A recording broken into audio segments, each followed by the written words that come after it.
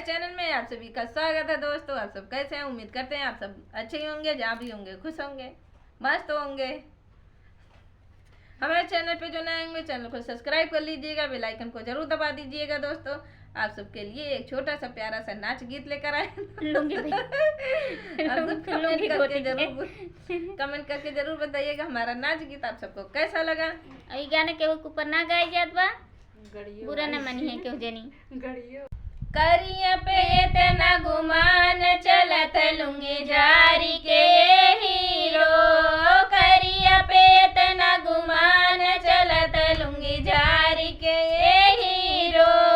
गोरे जो होते मनई बोझ करते, गोरे जो होते मगई बोझ करते, करिया पे इतना गुमान चलत लुंगी जारी के हीरो, करिया पे इतना गुमान चलत लुंगी झारी के हीरो।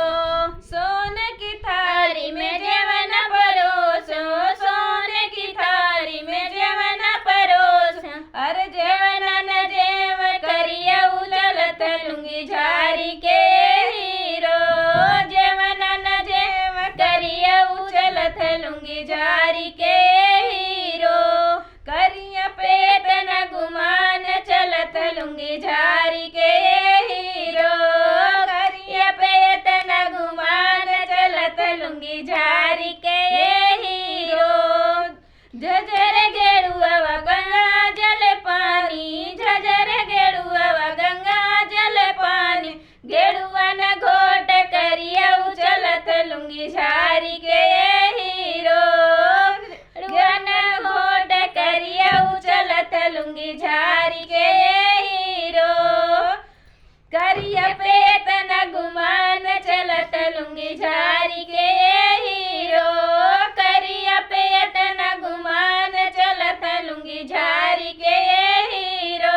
लौंग इलायची के बीरा जोरायो, लौंग इलायची के बीरा जोरायो, बीरवा न कूच करिया चलत लुंगी झारी के हीरो, बीरवा न कूच करिया चलत लुंगी झारी के हीरो। करिया पे इतना गुमान चलत लुंगी झारी के हीरो, करिया पे इतना गुमान चलत लुंगी झारी के हीरो। फूल हजारी के सेज लगायो, फूल हजारी के सेज लगायो, सेजिया न सोम करिया चलत लुंगी झारी के हीरो, सेजिया न सोम करिया चलत लुंगी झारी के हीरो।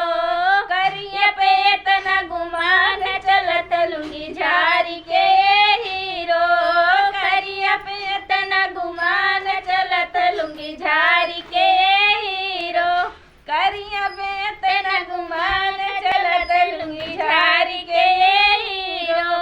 हमारा गाना आप सबको कैसा लगा कमेंट बॉक्स में जरूर बताइएगा दोस्तों। तब तक मिलते हैं नए गाने के साथ नेक्स्ट वीडियो में, तब तक बाय बाय।